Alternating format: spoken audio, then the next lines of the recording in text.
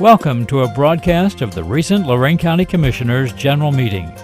Unless otherwise announced, meetings are held Wednesday morning at 9:30 at the Administration Building, 226 Middle Avenue, 4th floor, downtown Elyria. These are public meetings and you are invited to attend. Agendas are posted prior to the meeting at www.loraincounty.us. Click on Departments to see the Commissioners page, then click on View Agenda. Good morning. Can we stand for the Pledge of Allegiance?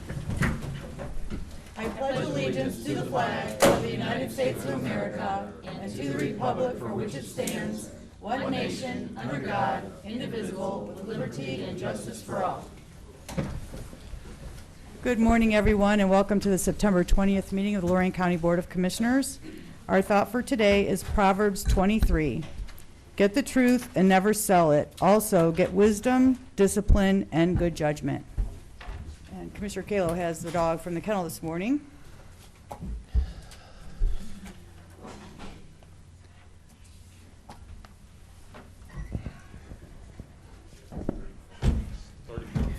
on, puppy. Come on. Come on. Come on. Come on. Slow down.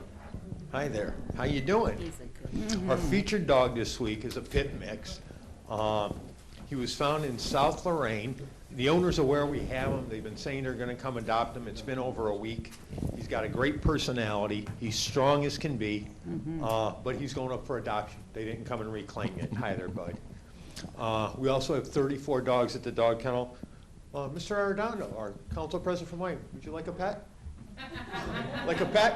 Want to get a hold of Joyce? Okay, all right. But please stop by, see if you can find a friend. But this guy's up for adoption now, and he really needs a good home. Come on, buddy.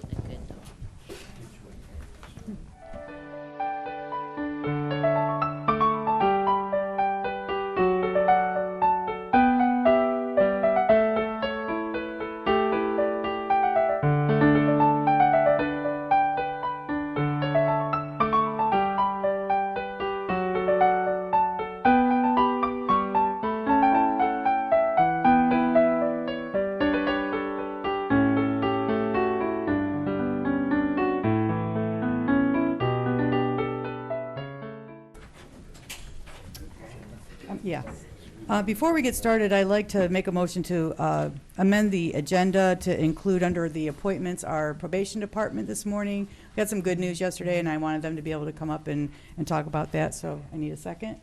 Second. Discussion. Ms. Kowski. Aye. Mr. Kalo. Aye. Mr. Lundy. Aye. Okay, come on up, Beth, and your group. We put you on first, that way I know you guys got a lot of work to do, so you can get back to work this morning.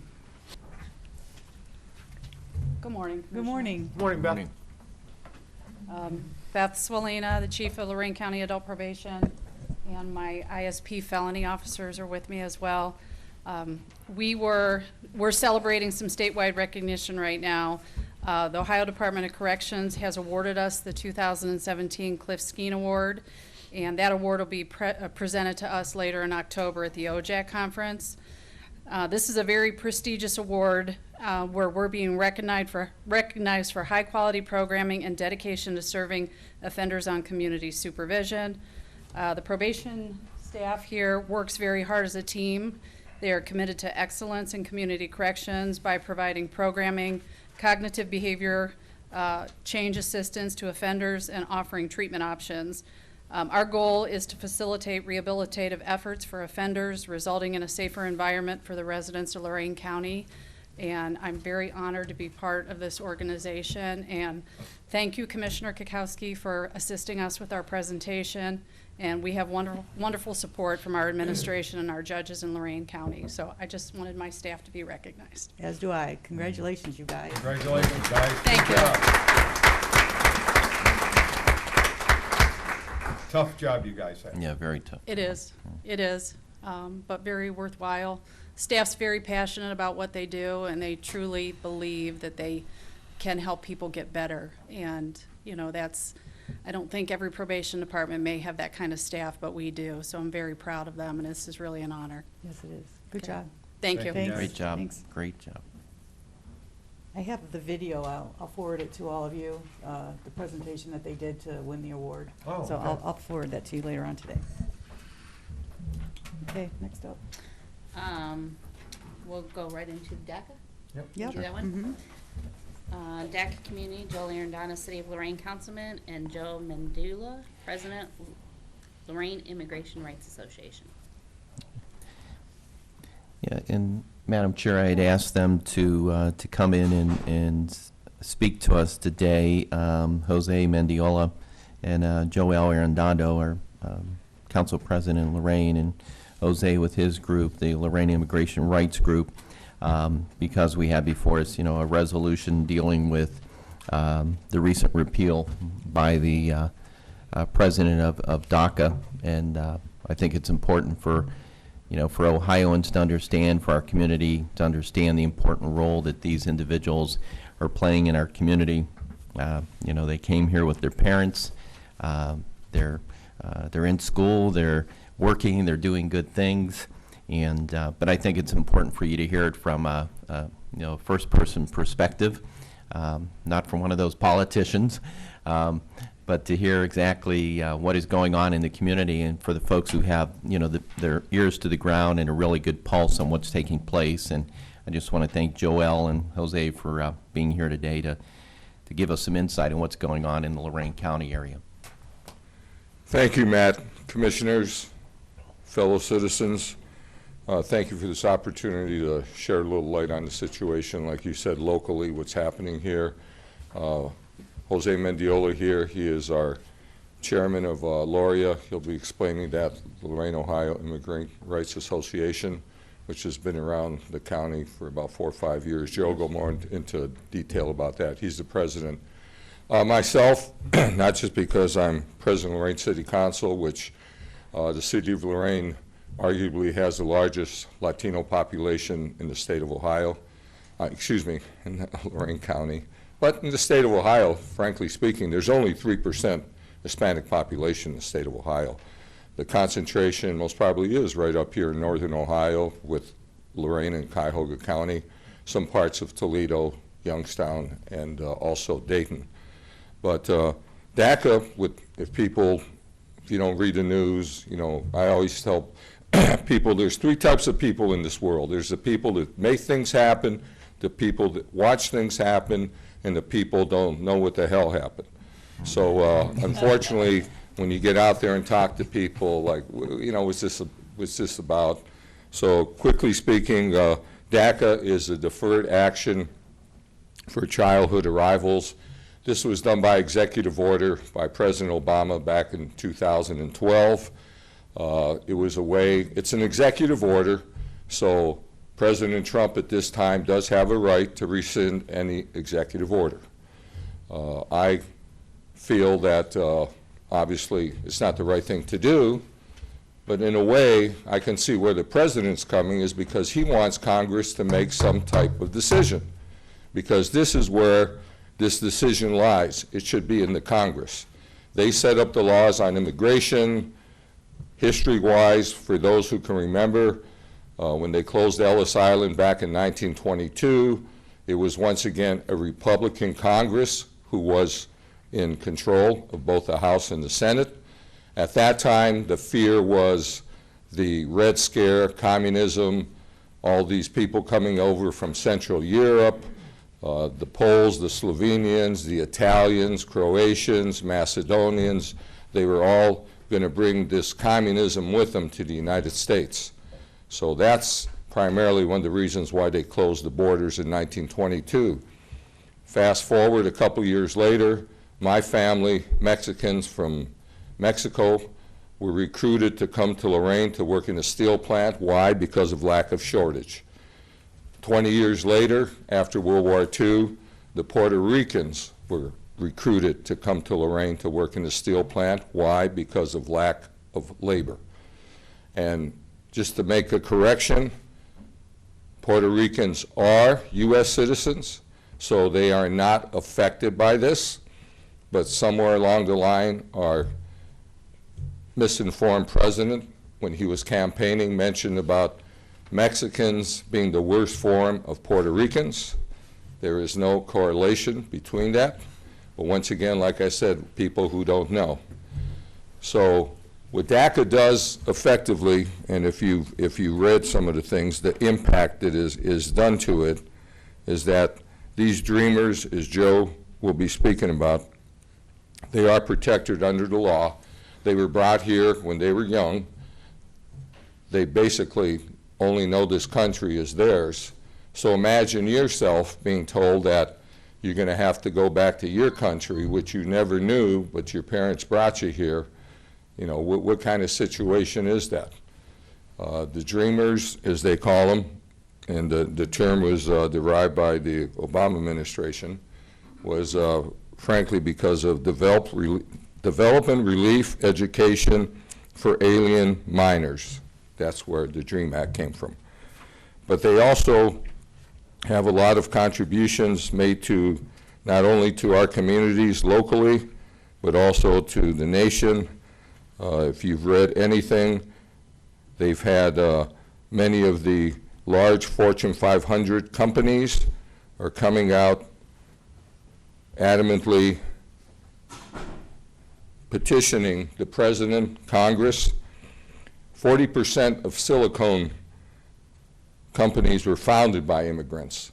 It's a proven fact that immigrants will take more risks than people here in the United States because, frankly speaking, they come from nothing, so they have nothing to lose. That's why our parents, our grandparents, when they came to this area, they all came from countries for a better life, to do something better. During the Depression, a lot of people wondered how did these people survive? Well, when they came from these other countries, they really had nothing. So they had to grow their own food. They had to have their own livestock. They didn't have Kmart, Walmarts to go to. They didn't have public assistance. They made do with what they had. That's why, as kids, we maybe got a new pair of jeans or shoes maybe once a year. Not like my kids, unfortunately. They got a closet full of shoes and clothes. But once again, those are the things that we're looking at. The companies that employ them, 75% of Fortune 500 companies employ over 800,000 DACA dreamers. If you read any of Mark Zandi, Moody's Analytics, he states if you want to raise the economy underlying growth, we should be embracing, not decreasing, immigration. Deporting DACA would reduce Social Security and Medicare tax revenues $24.6 million over the next decade. Immigrants show up for work. 22-year-olds are earning an average of $34,000 a year. 3/5 reported employment increases of 45% since they started. And finally, since the Great Recession, 2009, the economy has increased 2%. The goal has always been to be a 3% increase. That's why those who receive Social Security, that's where you're based on this mythical 3% increase. And finally, boomers are retiring slower, which unfortunately slows the economic growth. But thank you for your time. Hopefully that shares a little bit of light. But Joe Mendiola, he's the man in the trenches. He's there with the folks every day. Joe, once again, born and raised in the United States, American citizen. So I applaud him and I thank you for your time. Thanks, Joel. Thank you, Joel. Thank you for commissioners for letting me speak here today. It truly is an honor to be here. You know, as we started this this meeting here, we pledged allegiance to the flag. As a prior military man, I'm very proud to do that, and as a citizen of this country, I'm also very proud to do that.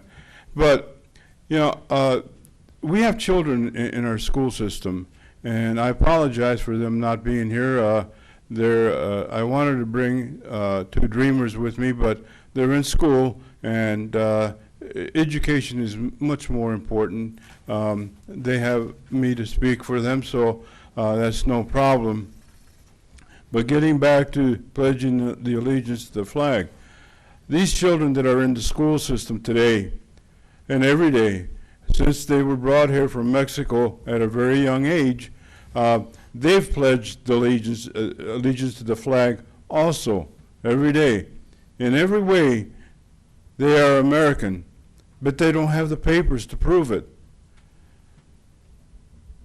This action by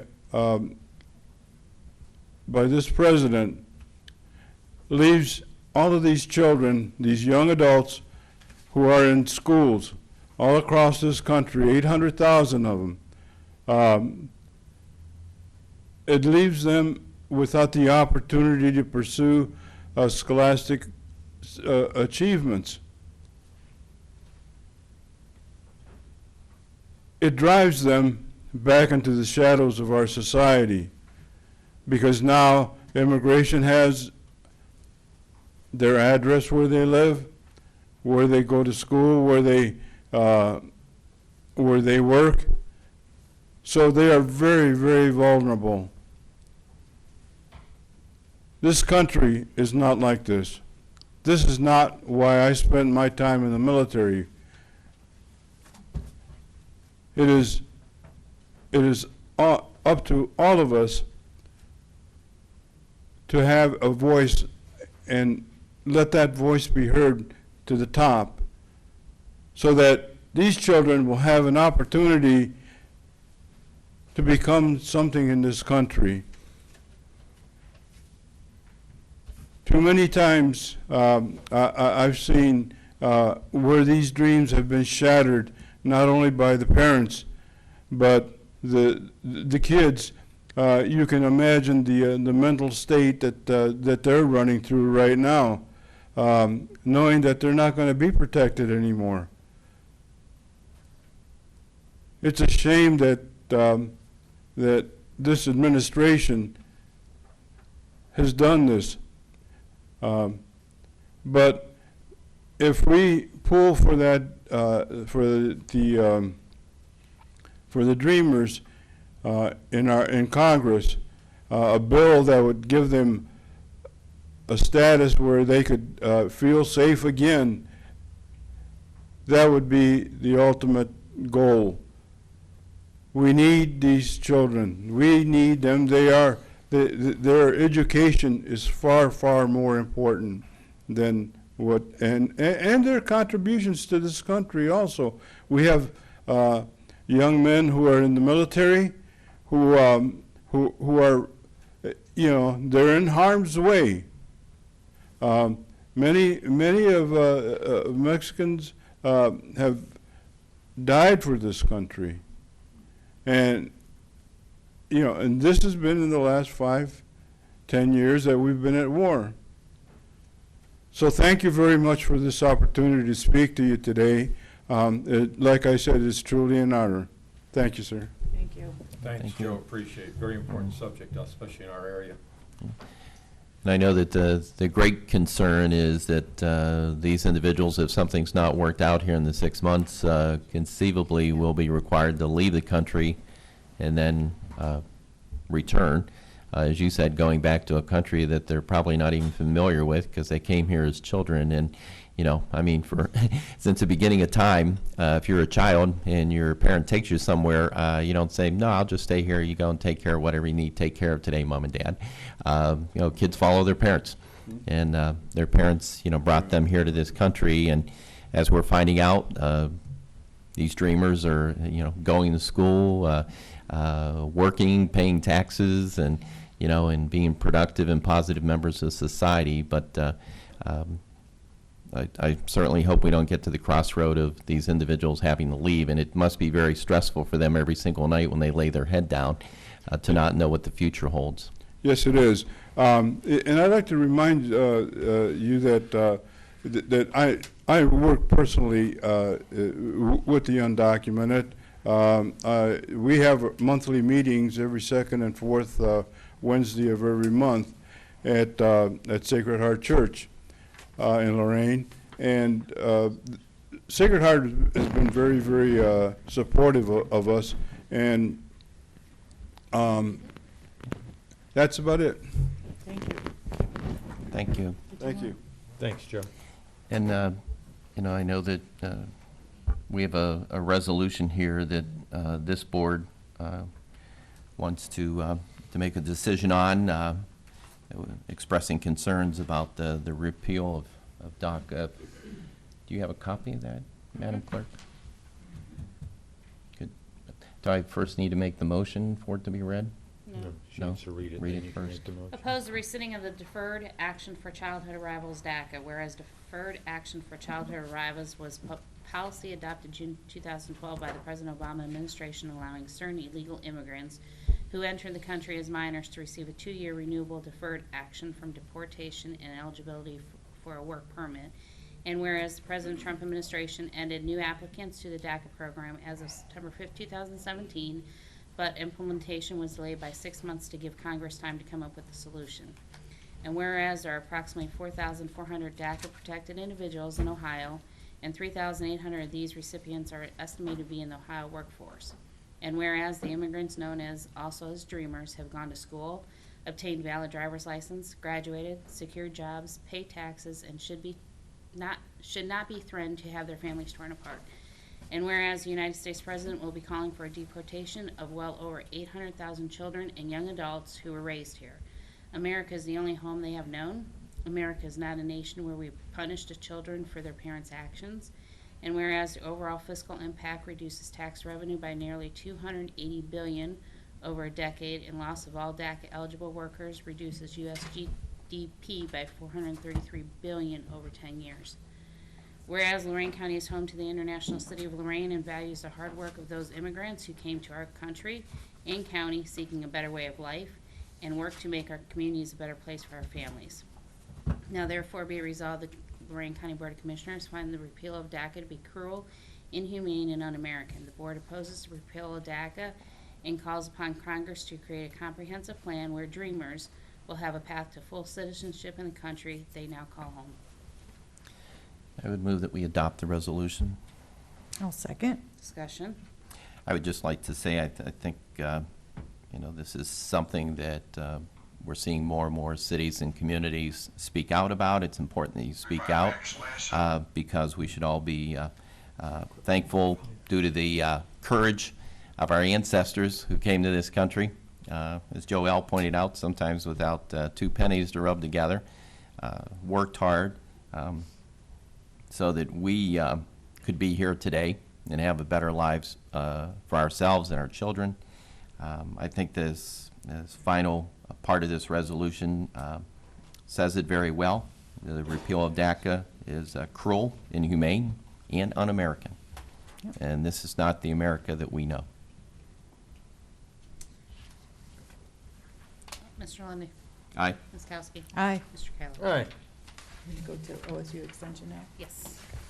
All right. Elizabeth Scher, OSU Extension.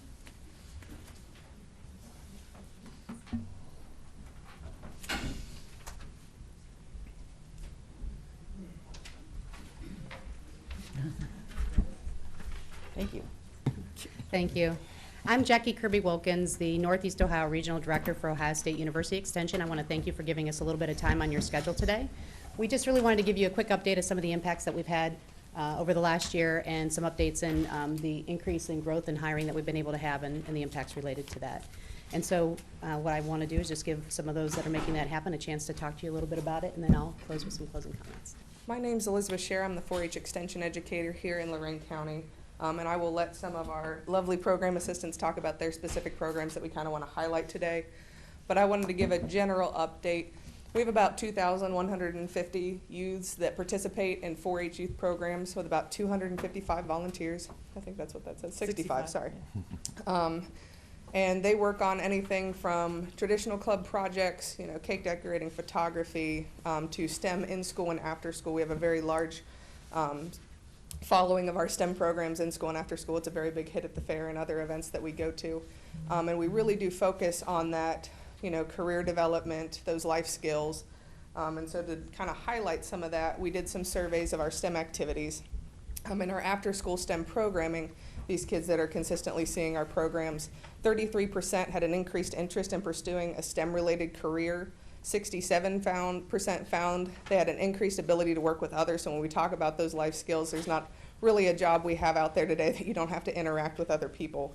50% found that after STEM activities, they had an increased interest in testing new ideas. They were able to create a model to solve a problem, and they were more confident in sharing their discoveries. So our kids are learning those critical problem-solving skills and developing an interest in our STEM careers. And I know in Lorain County especially, we have a lot of industries that are interested in our kids being able to do those types of jobs.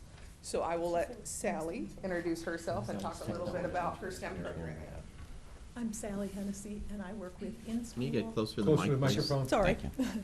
I work with teachers in school. If they need just an activity brought in, I bring an activity in, bring the materials, don't charge them anything if they're a lower income school.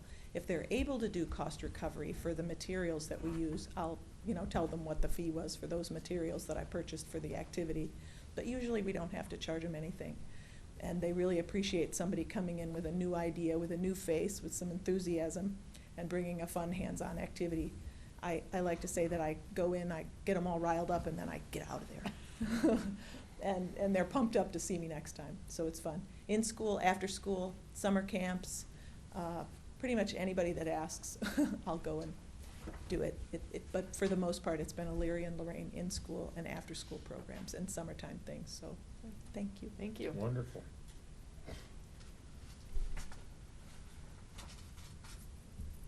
Okay, I'm Julie Mackey, and if I can get this technology in my hand.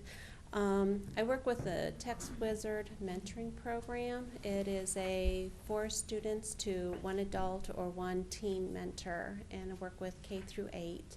In the past, I've gone into after-school programs, and it's difficult. As you know, the school year only goes from September or August to May, so we have the summer months we can't reach them. So this year we decided to revise it, and I am working with a care center that has a youth year-round, and then we opened and decided to try it at our extension office. And with this, it opens it up to the whole county instead of being limited to specific schools. We had a lot more interest in it than what I expected, and we've had over 50 kids that enrolled through our extension office and around 20 through our daycare center. These kids work with critical thinking skills. Last week with the hurricanes and the flooding, they decided to look at the problem that there is with the housing and the flooding and what kind of ideas they could come up with to design homes that would be able to withstand flooding without having to have all the damage afterwards, and to be able to withstand hurricane winds. So they came up with some really interesting ideas, as well as airdrop packages to be able to drop down into like the fire zones and have packages that did not break apart that were able to be used. So they got really involved in that and had a good time with it. We've partnered with the Lorain County Watershed Specialist, who has come in and done educational programs with our youth and explaining the invasive plants and what all goes into it, which talks about and encouraged the kids to look at that, as well as careers in that in future. And we're also looking at partnering with NASA and Nordson Corporation within this coming year, going into their labs and then working one-on-one with the kids, teaching them more hands-on and job skills. Good. And just real quickly before we go to our cartoons and nutrition education, both of the individuals that just talked to you about the STEM and the programming with the schools and mentoring, those are also available to us because we've gone after grants. So we have a national mentoring grant that helps with part of the cost of the position for Julie. And then for Sally, she's fully covered under a Nordson grant. And we just applied for another Nordson grant as well as another community foundation grant with kind of the economic circumstances that we've been working with over the last couple of years. And so we've been able to do that. We're excited about the partnerships. We're going to be doing a lot of collaboration to help with feeder systems for a variety of the agencies, organizations, and workforce within the county to help our kids kind of develop those skills that are going to be needed and then partner. NASA's especially exciting because they're hiring a lot of people that have chemical and mechanical engineering backgrounds, but they're not necessarily good at the social part of it. They said that. I know a lot of engineers who are very good at the social part of it. But they were suggesting that they want to be able to have that teamwork, communication, effectiveness, and relationship building. And so that they love 4-H, especially for that. So that's where that kind of partnership came from. With the nutrition part, well, we have the cartoons where we work with kids who've had some issues related to traffic offenses, and making sure that we address the risk related to that so that we can make sure that we have some safe opportunities for our children and make sure that they enter adulthood, and are also providing some safety on the road, especially with avoiding things like texting and distraction. We have SNAP-Ed and FNUP. SNAP-Ed is a supplemental nutrition and assistance program education component that's available for SNAP recipients, and FNUP is our expanded food and nutrition education program. We've been able to, because of having an extension office in Lorain County, been able to leverage that for federal funds in the amount of about $90,000 so far. We have 3 SNAP-Ed professionals, including a coordinator, and 1 FNUP. I look at them because we're hiring them so quickly right now, I can't keep up with it. But that's because of the demand. So if there's free and reduced, high numbers of free and reduced percentages of eligibility in the school systems, we're able to hire additional individuals to come in. They're focusing on obesity prevention, on nutrition management, on menu planning, on family budgeting, decision making, and then we do that both at a youth level within the school systems now, and we're in a lot of the classrooms. I think we've reached over 10,000 students in the classrooms in the last year and a half. And we'll probably be able to double that with the people that we've just hired through that, again, federally leveraged grant. And then we also work with older adults as well in that area. And then, it's not on here, but I also wanted to highlight our ag and natural resource area. We were able to get a seed position, I mentioned last year, a pilot position for our ag and natural resource educator. We address about 200 plus calls, emails, walk-ins each month in the area of ag and natural resources. And I know that we have a lot of maybe large-scale farms, but we have a much greater number of small farmers who need a lot of the assistance that we can offer through the office and have historically done, but had to go to other counties to do so. So some of the things that we did last year that we're interested in doing in this next year as we continue to expand that is we offer the pesticide applicator recertification training. That's a requirement through ODA for all of those that are doing commercial and private applicator applications. We do good agricultural practices education to make sure that we're paying attention to food safety, nutrient management for fertilization certification to make sure, again, we're the single provider of that in the state right now, as it relates to water quality and runoff and how that affects waterways. We have a desire this year to expand and bring back our Master Gardener Volunteer Program. They kind of went to another county, but they've been dying to come back. So we're bringing them back, and they're going to be focusing on community gardens, market garden activities for those that want to get into the cottage food industry, who are planting and doing their own thing. So we have a lot of folks, for instance, who don't have 50 acres or more. They're doing too large to grow, too much to mow, what can I grow, is kind of a focus. And we have a lot of those individuals, right, where they think they want to get into small farming and then they decide that they have to find a niche. We can actually work with those individuals for the cottage food industry and do a lot of that. We also support commercial horticulture. Green Circle Growers is somebody we've been giving support to for a very long time, Matson's Winery and things like that. So I wanted to highlight that. Also mention that we have an interim county director. Kyle White is from Medina, but she's helping out in Lorain County. She's got a background in community development and community leadership. She was able to meet, I haven't met you yet. With economic development, and we're still very interested in talking about opportunities for BR&E and also working with economic development as it relates to that interface with invasive species and things like that. So we just wanted to summarize by saying we're very thankful for the support that we get from the commissioners. We've been able to leverage the dollars that we've received in the past for a return of about 4 to 1 for the dollars that we're receiving right now. And we look forward to continuing to work with you. The packet that you have in front of you includes a lot of the information about some of the highlights that we have. It's got information about project, what's it called? Project Central. There's a bookmark in there, and then the family activities. So we have projects that go all the way across the continuum that help, again, the kids develop those types of skills that are going to help them in the workplace.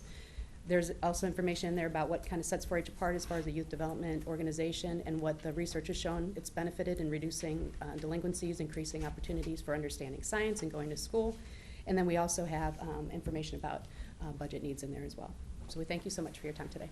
Thank you. Very Nice presentation as always. If I could, I just would like to ask a quick question. I guess I'm just curious. I know when I was growing up as a kid, I grew up in the city. I think the first time I was on a farm was when I was a TV reporter. And, you know, by then I was in my 20s. Are there any programs that we're currently doing or considering doing? You talked about being in the classroom in Elyria and Lorain and everything else.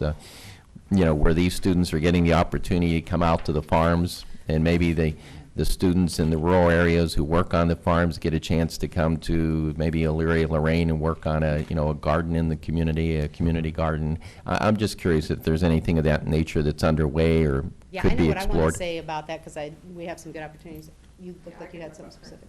Okay, go ahead. Yeah, so a lot of the schools are very, very interested in that currently. Sally works extensively with our Chick Quest program, where we bring eggs into the classroom and teach them about embryology and the science behind reproduction. And they get to hatch the chicks and see that. We're working currently on a grant to provide some of those materials at no cost to the schools and train the teachers to do it themselves so that they have that opportunity year-round and not just when we're available.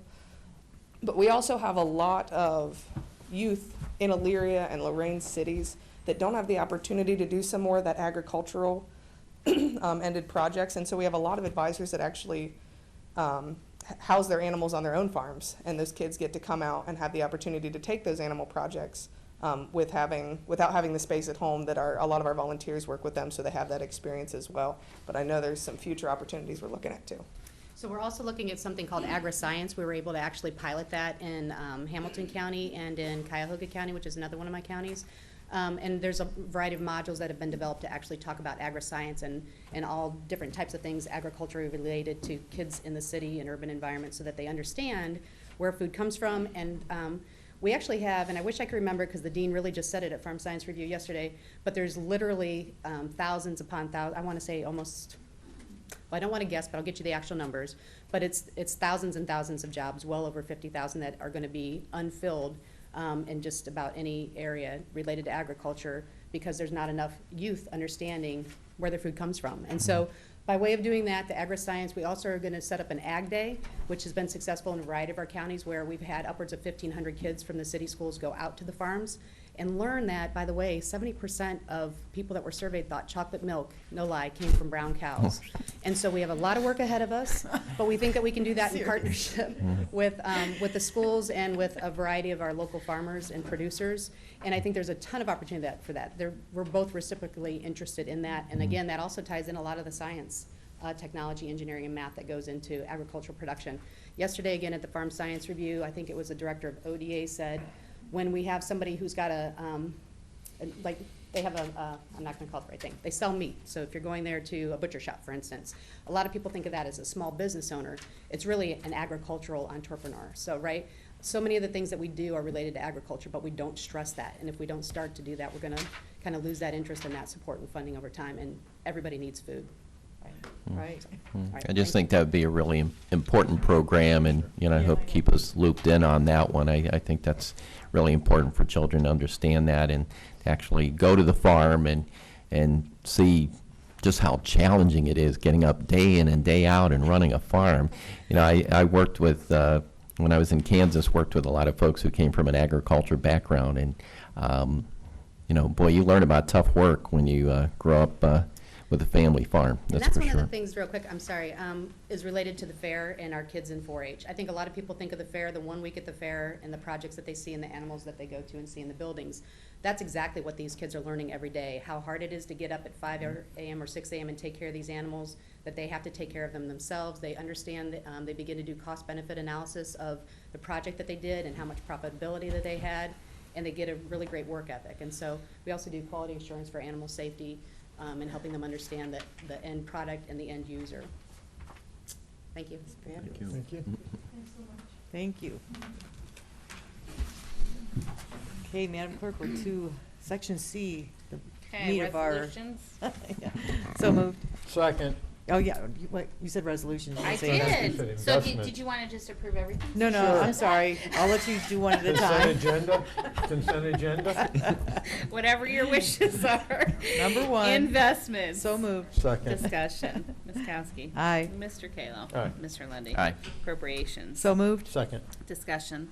Ms. Kowski. Aye. Mr. Kalo. Aye. Mr. Lundy. Aye. Transfers. So moved. Second. Discussion. Ms. Kowski. Aye. Mr. Kalo. Aye. Mr. Lundy. Aye. No advances, no repayments, requisitions. So moved. Second. Discussion. Ms. Kowski. Aye. Mr. Kalo. Aye. Mr. Lundy. Aye. Travel. So moved. Second. Discussion. Ms. Kowski. Aye. Mr. Kayla. Aye. Mr. Lundy. Aye. Bills, So moved. Second. discussion. Ms. Kowski. Aye. Mr. Kayla. Aye. Mr. Lundy. Aye. Under the Commissioners, authorize various personnel actions as indicated on the summary sheet for employees within jurisdiction of Lorain County Commissioners. Mr. Cortez? Thank you, Madam Commissioner. I do have several potential new hires, IT, one of the parking, actually facilities, 911, potential purchase of real estate, pending legal matter, update on a completed contract with our bridge employees. All those matters are allowable for executive session discussions that acts at the conclusion of our regular board meeting. We go into executive session and we discuss those matters that I've explained. Thank you. Thank you. Approve and waive the reading in the minutes of September 13th. So moved. Second. Discussion. Ms. Kowski. Aye. Mr. Kayla. Aye. Mr. Lundy. Aye. Award contract to Envirocom Construction Cleveland in the amount of $282,000 for site and exterior building modifications at the 201 Burns Road facility. Bids were open on September 14th, this being the most responsive complying with specifications, which includes the base bid, alternate G1, steel flashing and masonry replacement, and alternate G2 extension exterior perimeter drain tile. Issue notice to proceed effective honor before September 25th and complete honor before November 17th. Authorize administrator to notify the auditor to release retained to completion of project. So moved. Second. Discussion. Ms. Kowski. Aye. Mr. Kayla. Aye. Mr. Lundy. Aye. Community Development award contract to Jim's Electric, Inc., North Ridgeville, in the amount of $53,471, which includes a contingency for the North Ridgeville Senior Center Generator Project for the City of North Ridgeville. Two bids were opened on September 12th to be paid from the CDBG Program Year 16, and the City of North Ridgeville will provide $10,158. Issue notice to proceed on or before September 20th and complete on or before December 1st, and authorize administrator to notify the auditor to release retained to completion of project. So moved. Second. Discussion. Jim, can you explain how North Ridgeville, we have taken over North Ridgeville for our CDBG program? Or Don? I just don't want, like, the city of Lorain to say, why are you doing something in North Ridgeville and not for us? You got it, Don? Give it my best. We'll do our Abbott and Costello as best we can. Thank you, Commissioner Kokoski. The state of Ohio over the years has continually shrunk the number of communities that they would like to work with using the small cities block grant. So what has happened is originally Oberlin fell out, and we had to take over Oberlin. Then Amherst fell out. Now it's North Ridgeville. This is our last year of having not the responsibility, but the obligation to provide small city block grant funds that we receive from the state of Ohio to North Ridgeville. They are now going to be on equal playing ground with all of the rest of our communities. Why we're unable to help Lorain and Elyria is that they actually receive the same dollars directly from the federal government, and they do not have to go through Columbus for it. So if we were to put our money into those communities, essentially it would be double dipping in a They're an simple entitlement way. city. Right. They're an entitlement Correct. city. North Ridgeville used to be a direct. Correct. So there used to be, a couple different categories. Now it's pretty much down to two. Amherst, I don't think were they a direct at one time? They were a themselves? direct until about 2000, I want to say 10, So- and then they fell out. So, what happened is as entitlement cities like Elyria and Lorain have always had a relationship with, past the state with the federal government. Then there was these unique communities that were of some size, like North Ridgeville, and that had not an entitlement status, but a direct status where they didn't have to go to the state. And they've moved them under the umbrella of the state, and then vis-a-vis the counties. Correct. But the fact that's most interesting is they really didn't expand our dollar base No. exponentially to meet the demands that they were placing on, and the burden on our CDBG funds, while they kept increasing the population base and the geographical size of the community that we had to serve with an ever-shrinking pool of CDBG funds. Did I explain that nicely? That is, and we're actually now going through the next iteration where we have gone from being able to apply every year to every other year, with not getting 2 times the allocation, but about 1 3/4 the amount of the allocation we would have gotten in the past. So we're continuing to see the dollars shrink. We're continuing to see our opportunities to go after projects shrink, and our overall areas of responsibility and population served to continue to grow. So in community development, through the block grant program, the CHIP program, we're experiencing the exact same strains that the rest of county government is. And of course, at the federal level, there is some thinking to do away completely with the block grant programs. I don't know if that's going to ever occur, but it has been on the table to eliminate block grants. I don't know if it'll gain a lot of traction, but it is disturbing because it pays for a lot of needed smaller infrastructure projects that some communities just can't really afford, and it brings federal dollars back that leave the community vis-a-vis the entitlement programs. So we have to keep a sharp eye on it. They're not hard to manage programs. It's just that with the dollars shrinking, trying to cobble together the funds to do a project is becoming more and more challenging. That qualifies. And this one is a collaboration with North Ridgeville for the generator. They're putting in some funds, some CDBG funds. I actually thought this was on the drawing board last year. Well, it was, and we applied in June of 2016. We got notified of an award in September of 2016. We were able to get a release of funds in about January of 2017, and then finalized award design contract, finalized design, go out to bid, and here we are. So you've heard about it probably 4 times at least. Yeah, one of the things is, to explain the project a little bit now that we're talking about it, because it's a generator at the senior center. This is going to be used as a storm shelter, an emergency shelter, a respite shelter in times of duress for the community, for power outages, for gas outages. As you may recall, several years ago when we had the bitter winters, the gas pressure fell over in that area in North Ridgeville, and some folks were without heat. Some folks were without electric. So the justification is that it's not just for the senior center, that this is a shelter area for the city of North Ridgeville to be able to provide for the residents and that find themselves needing emergency response shelter. Been over there for many a spaghetti dinner. It's a nice nice facility. Folks over there are great. Rita Campbell, who runs it, good lady and a good staff, and yeah, that certainly is could be an important shelter. And credit to the city of North Ridgeville, I believe, that put in $10,000 towards this project of their local funds from their general resources. They're good partners. The other thing about the shrinking funds in the CDBG program, what's concerning to me, is the Meals on Wheels program. Correct. We are only allowed to allocate, what, 10% of the total? 15%, and we've been doing that. We've been maxing out, but as a CDBG allocation drops, so does the money. And that's, some of these people, that's what they, they look forward to that meal every day, not just for the meal itself, but for the companionship. Correct.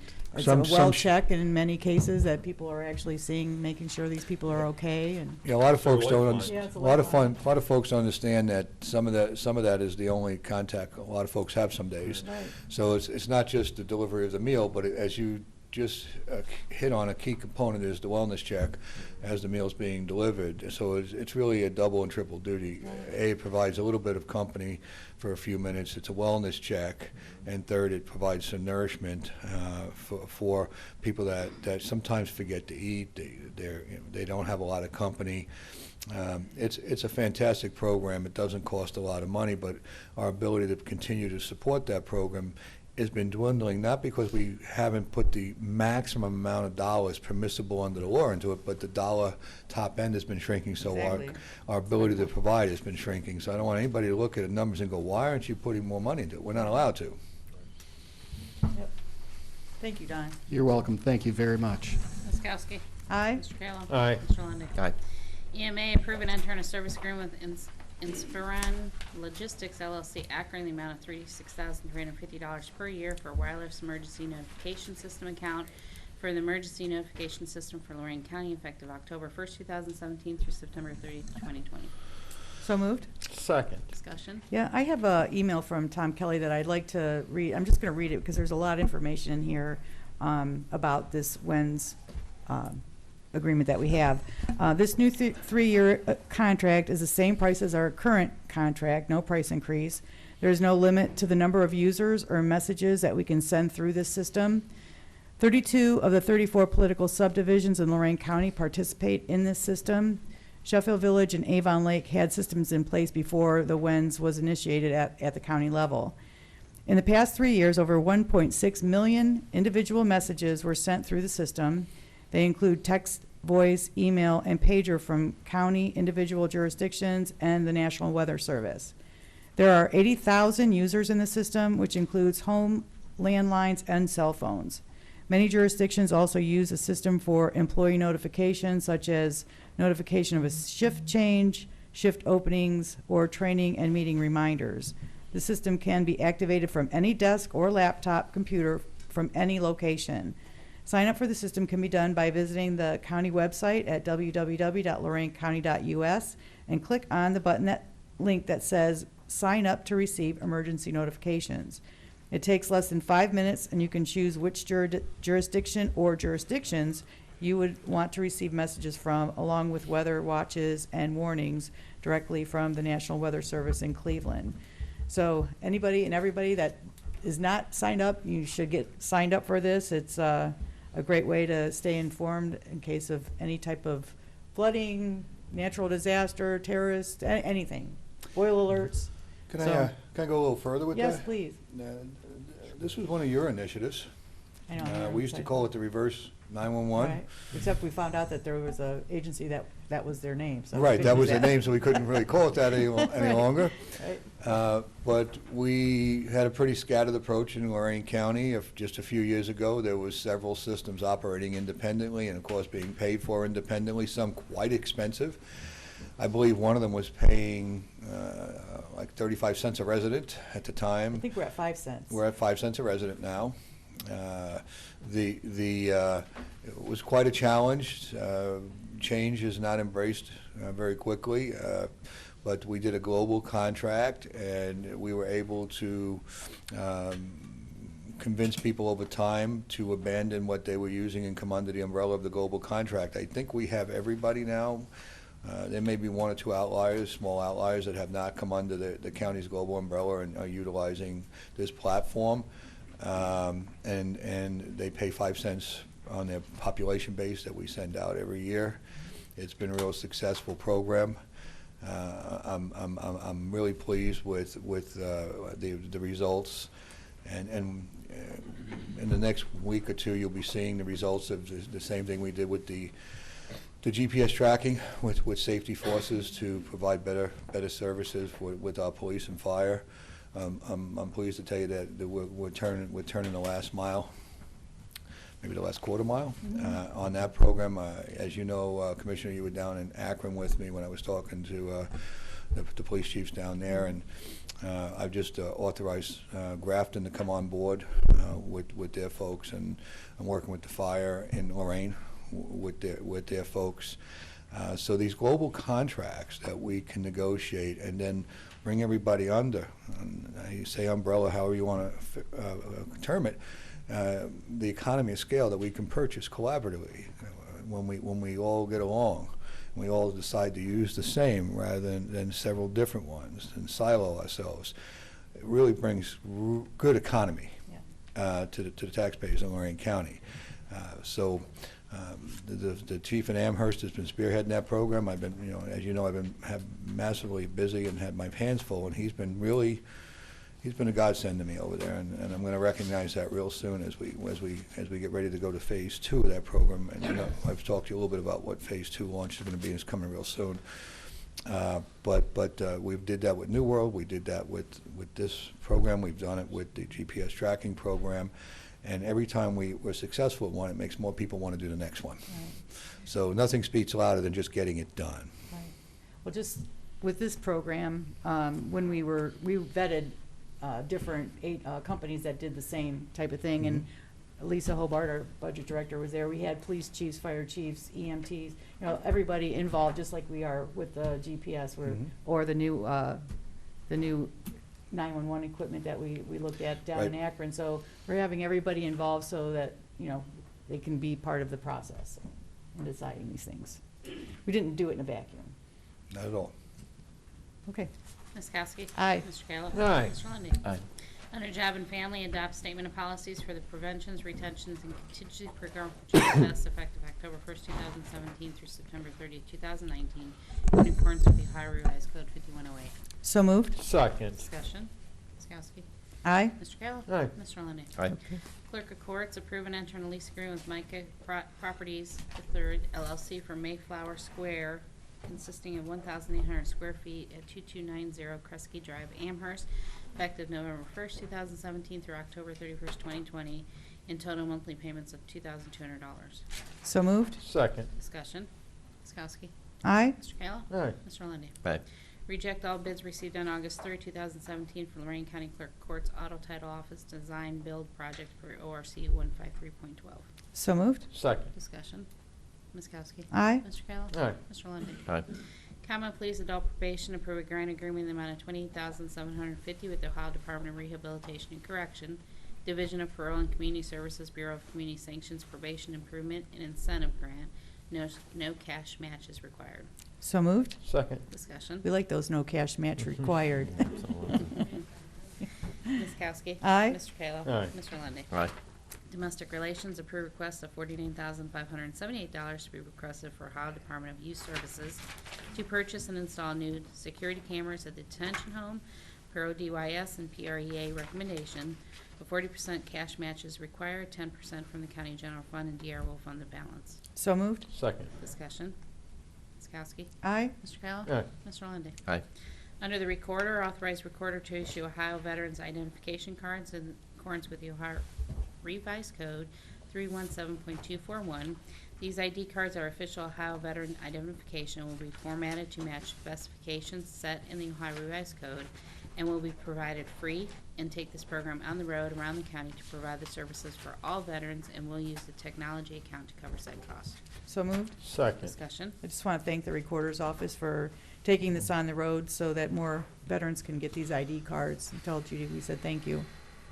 I know when Judy called, I thought the more we can get it out into the community, the better. And Judy works very hard, does an amazing job. Should be noted, this is one of the offices that some people in the community are trying to get rid of.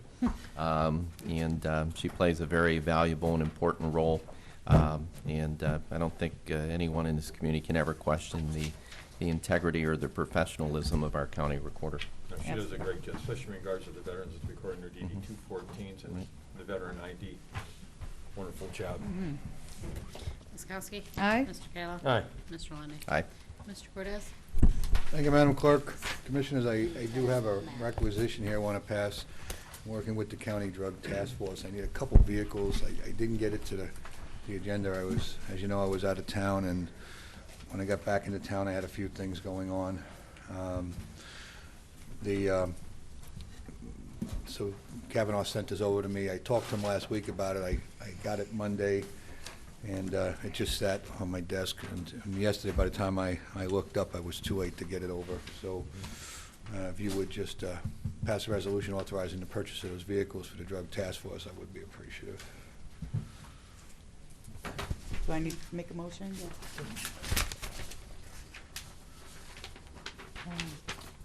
Make a motion for $48,980 for Joyce Buick for the Lorain County Drug Task Force for 2 vehicles. Second. Discussion. Ms. Kowski? Aye. Mr. Kayla? Aye. Mr. Lundy. Aye. And I'd also like to just back up a second. Like usual, I was doing something else when you got to, Not paying attention to us again. well, you know how I'm trying to use every minute I can. Number 10, I had wanted to talk about it a little bit because this was a out-of-county company.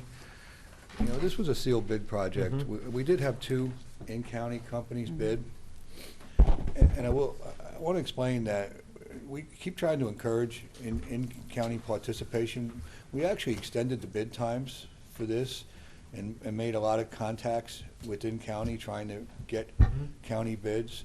We worked really hard, but the bids weren't competitive. So I just want the board to know that we continue to work diligently to try to get our contractors in Lorain County into the mix to perform work on county projects. But we can't sharpen their pencil for them.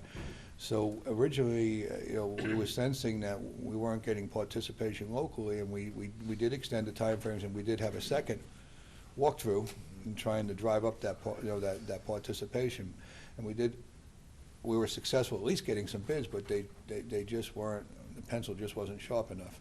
So I just wanted to explain to you that we are working hard at that, and I had brought that with me, and when I looked up, we were past 10, and I apologize for that, but I think it's worth explaining because it's not that huge amount of work, but I would have preferred it to be done at home. Yeah. And it Always. just didn't happen that way. And it wasn't a lot of money, but when it's a sealed bid, it doesn't matter whether it's $10 or $100. We don't have an option to award that to a local over the lowest bid. Yeah, I appreciate you paying attention to that. That's something we stress with all the departments, try to, make things work local, but the bottom line, you get these sealed bids, and that's it. Thank you very much. That's all I have. I yield to council. Mr. Ennis? I do have one matter of pending litigation that I would like to give the commissioners an update on in executive session. Okay. Commissioners report. This past Thursday, I had my monthly Stepping Up meeting, which is trying to keep people with severe mental illness out of our jail system. We're working towards getting more police officers, their critical intervention team training, and also trying to use our new technology to flag individuals who may have a mental illness during an arrest, and also so that the judges are aware, so that when they're sentencing these individuals, they know that they are suffering from mental illness. Yesterday, Tuesday, we had our final Luther Ditch hearing. We approved a modified plan to address the flooding issues, and I believe all the residents that are in the watershed were happy with our proposal. I actually talked to Don Romancak this morning to talk about possibly doing some drones over our ditches, Mr. Cortez. So I ran into somebody that does that in our community this past week, and Let me guess, but I won't name him. yes, yeah. Sure. So I think once all the leaves fall off the trees, it might be a good opportunity to see the conditions and how our ditches are looking throughout Lorain County. Yeah, I think that we need to start progressively using technology. If they can measure a roof and design a whole solar system and deliver it to your house to be put on and never leave California, I think we can figure out how to use some of that to survey ditch work. But we still have to do the walkthrough. Well, that's because politicians are stuck in. We can't do that video. That's because politicians are stuck in the 1800s. Okay, you still have to put your take off those wingtips. Well, Now we're politicians and not government officials, huh?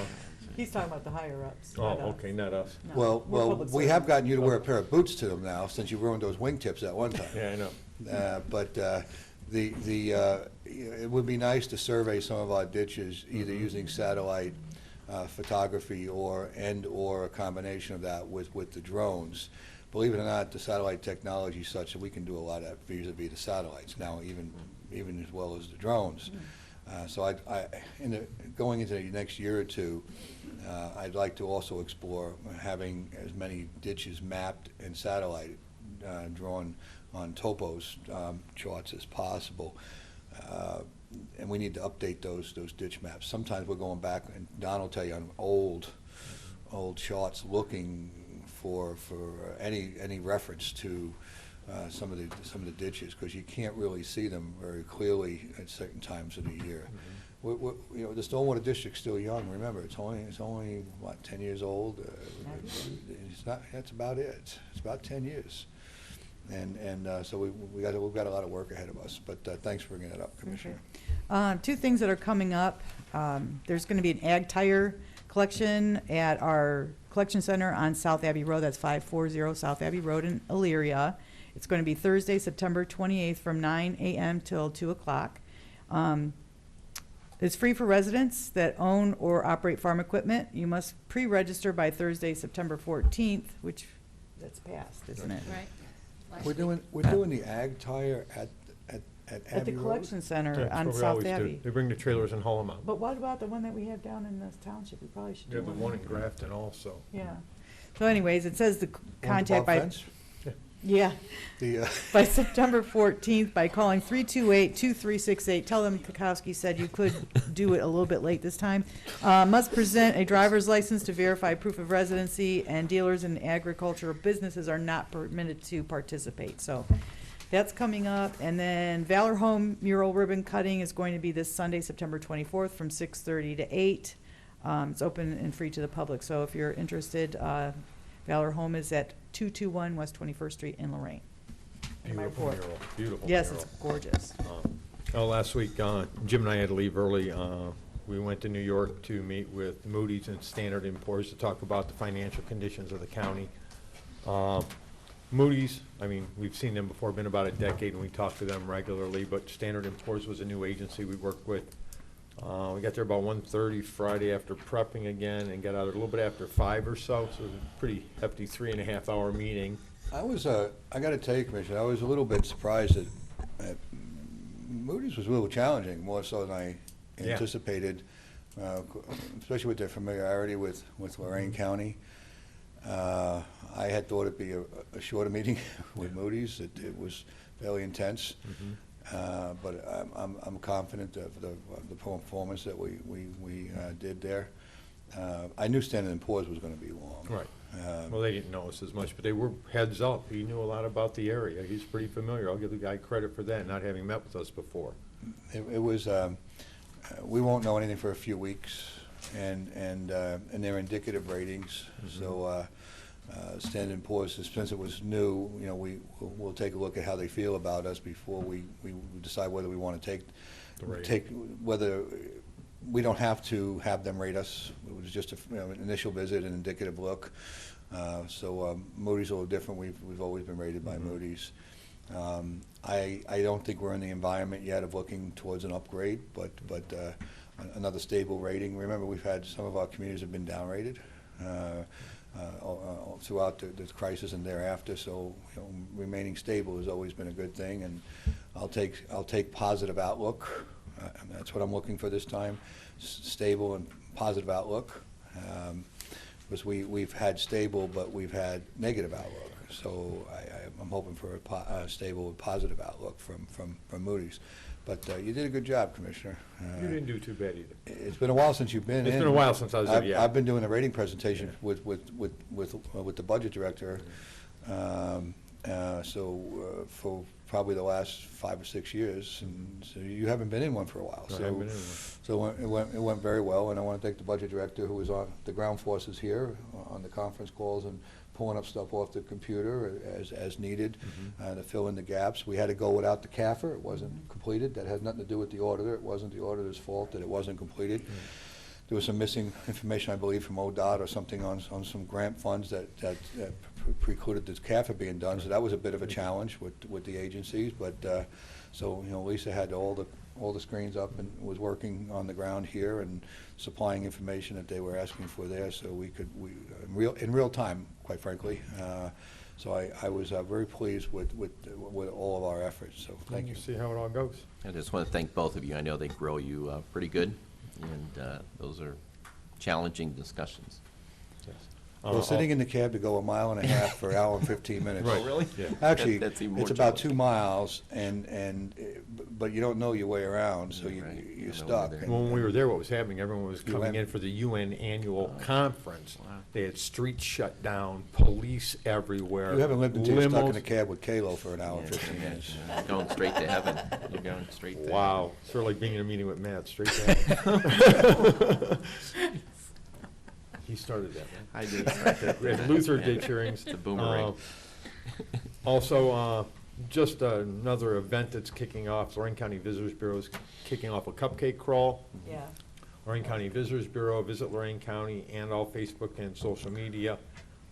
Just a neat little event to move people around our county, bring people in from outside. So take a look at that for the whole month of October. Yeah, next week there'll be a presentation from the Jen? Visitors Bureau. Okay. Also the Burger Bash. Right, coming up.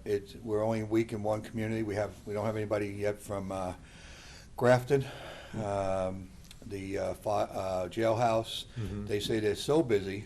Yeah. They support it, but they're so busy. the reason they won't participate is they're afraid people will come down there for it, Mm-hmm. and the line will be so long that they'll get negative about our event. And so they say that they would love to participate, but they don't want to hurt our event by participating.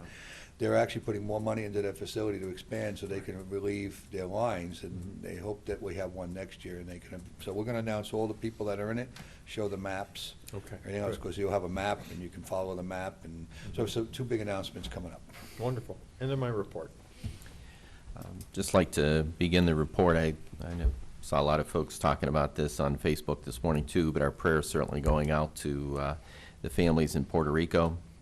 Yet another hurricane hitting there, and our prayers also go out to the families in Mexico following that devastating earthquake that they recently went through.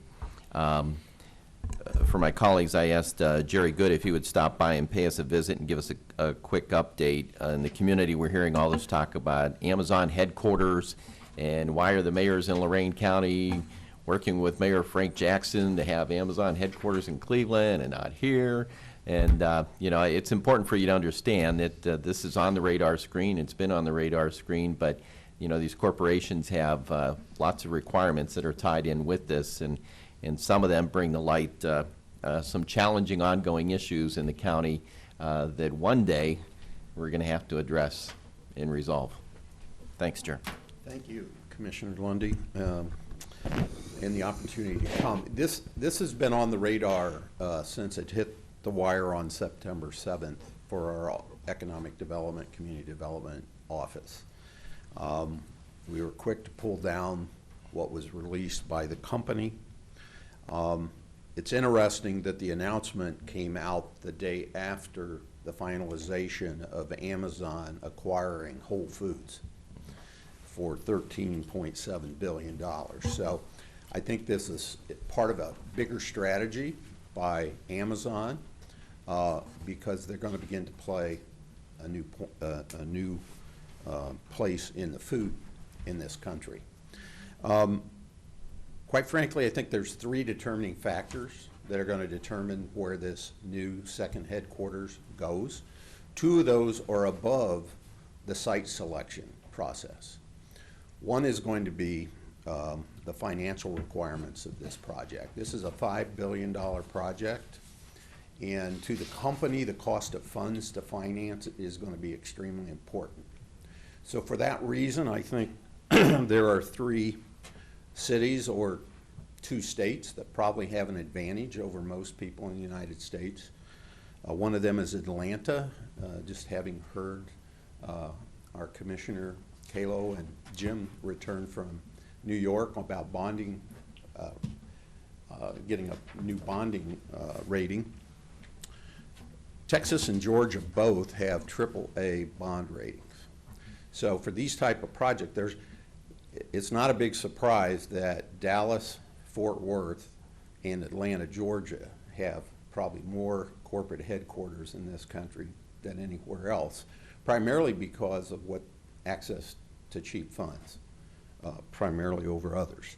So, you know, I think those two states are probably leading on the financial side of this, as well as the way taxes enter into this.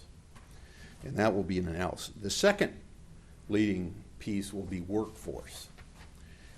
Amazon has said they're looking for a high-tech workforce. One of the things I think to watch in this deal is Toronto. We have an issue going on in this country right now with international workers and the way visas are being issued. So a lot of the site consultants around the country are putting Toronto towards the top of the list for the main purpose of being able to get international workers into this kind of a setting. The other is Austin, and the reason I mention Austin is that is the home of Whole Foods, the latest purchase. They also happen to be rated as the top in tech in the country, or very towards the top. They have University of Texas there, but they're home right now to Apple and Google and Facebook and Samsung and Microsoft all have big presence there. So kind of watch the workforce piece in this. And then there's Washington, D.C. Believe it or not, Washington ranks 4th in the nation in tech jobs. The other thing is the owner of Amazon just bought a home in Washington, D.C. recently. It's the city's largest home. He paid $23 million for it. He's trying to figure out how he can get closer to the current administration because the current president hasn't been favorable for Amazon, but if they were to put a headquarters in Washington, D.C., I think you'd see a big change in that attitude. So then that brings us down to what I believe is the third factor in all of this, and that is the site requirements themselves. And you know, we've been looking at this. One of the requirements was you had to have direct flights to New York City, D.C., San Francisco, Bay Area, and Seattle, plus international flights daily. Well, the largest airport in the United States is Atlanta. They do more flights than anybody else. Dallas-Fort Worth is in the top 5, and they have the international. Now, we have a great airport in Cleveland, but we can't compete with Atlanta and with Dallas-Fort Worth. So we'll watch that. The population, we meet that requirement. You have to have 1 million plus people in your metro area within a 30-minute drive. We meet that in our MSA. We have over 2 million people in the MSA, being the 5 counties of Cuyahoga, Lorain, Mentor, well, not Mentor, Medina, Lake, and Cuyahoga. And so we meet that requirement. High education attainment is going to be a driver in this. So that's where these tech jobs come in. And while we're seeing great improvements in the Cleveland metro area as far as high tech goes, we're still lacking behind other areas of the country. And then there was the utility requirement. This has to be in place for the site that you submit. It has to have dual providers in place at the site. So that means you have to have 2 electric companies, you got to have 2 gas companies at the site currently when you submit. And of course, the site that always comes to mind here is Midway Mall. You know, we could use that, but we don't have dual utility providers at the site. And then the last item that's probably the deal breaker is you have to have mass transit in place at the site currently. And when they mention mass transit, we're talking subway, train. We don't currently have a subway or a train feeding us from Cleveland to a site in Lorain County. So I just want to mention that. It isn't that we're going to work with the region. I think our best approach is to work with Cuyahoga County and the region as a whole. One of the things that I think is really impressive is Lorain County is growing in population. We're growing in housing because a lot of people that are working over in Cuyahoga County are living here. And we certainly want that to continue and provide that. It helps grow the county. It brings tax dollars here. So I wanted to give you an update. We are on this. We are paying attention to it. We will work with, there's a meeting next Tuesday with the regional group through Team NEO, and this will certainly be a top topic of conversation about what does Cleveland have to compete with this. But if everything I'm monitoring, watching what the top site consultants in the country are doing, tells me we've got a lot of competition ahead of us, and it's hard to overcome some of that for this kind of project. Commissioners, you know, just for clarification, a lot of people ask why we participate heavily in Northeast Ohio, why we even consider things in Cleveland, Cuyahoga. Actually, why don't we just close the border, so to speak? Well, 50% of our working residents leave Lorain every day to work. It's not new. It's not because we don't work on job creation here. In fact, fewer leave today than used to. But that's because we live next to a major metropolitan area. And those statistics are common when a community lies adjacent to in a core city, in a major metropolitan area. So we're not atypical. That's not because of the community suffering. That is just the way that those areas work. So it's very important for us to not only consider the health of our community at home, but to consider the health of our adjacent community. The core city concept is not one that I am not disagreeable to. It's something that we have to pay attention to. I thought that way back when the Cleveland Plus came out, it was a little bit too zealous towards that approach, but it is important to the area, and working with our partners on that approach is necessary.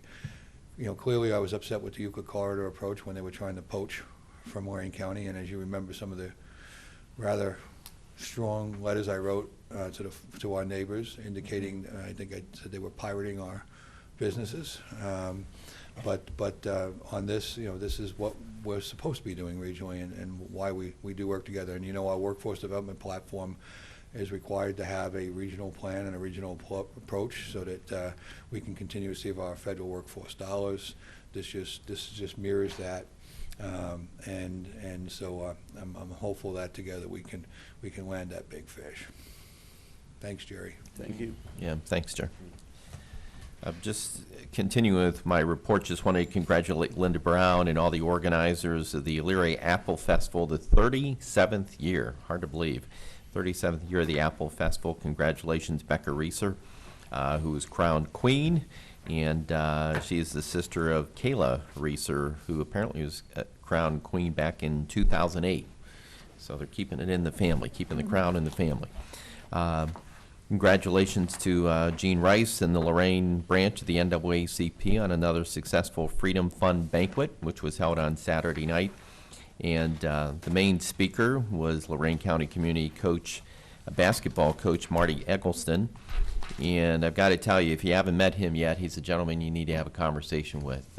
He is a dynamic individual, certainly somebody that you want coaching the youth in the community and the ball players over there at Lorain County Community College.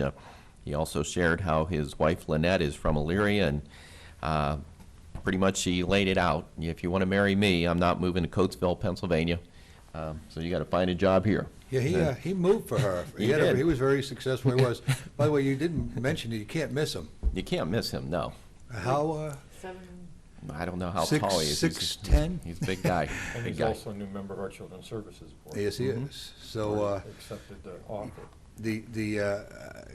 He's quite a fella. He's going to be a real asset to our community as he becomes more integrated in the fabric of what's going on here. But you can't miss him. And it's not just that he's a tall, skinny guy. He's a big fella. Big guy. Yeah, if you got to walk through an alley, you want him with you. Anyhow, so congratulations to everyone involved with that event. Also attended last night the Assist Communities event, focusing on recovery is beautiful, as the numerous groups continue to talk about an action plan to deal with the opiate epidemic. And on Sunday, had the opportunity to attend Greater Victory Church. Always good to see, and I've mentioned her before, a hometown woman who's making the community a better place, Kimberly Clipper, who's the warden over at Lorain Correctional. She is also an ordained minister and was preaching on Sunday, so we went over to hear her sermon, and I thought her message was quite appropriate for these days and times. Her focus was, instead of complaining, thank God for all the blessings that He has brought you each and every day. Very appropriate message. And the warden can preach, let me tell you. That completes my report. Commissioner Senate 50th Anniversary Proclamation for Echoing Hills, Board Correspondence. Move the reading be waived. Second. Discussion, Ms. Kowski. Aye. Mr. Kayla. Aye. Mr. Lundy. Aye. Public comment? Anybody wishing to address the board this morning? No? Seeing none? Move that we go into executive session as outlined by the administrator and assistant county prosecutor. Second. Ms. Kowski. Aye. Mr. Kayla. Aye. Mr. Lundy. Aye.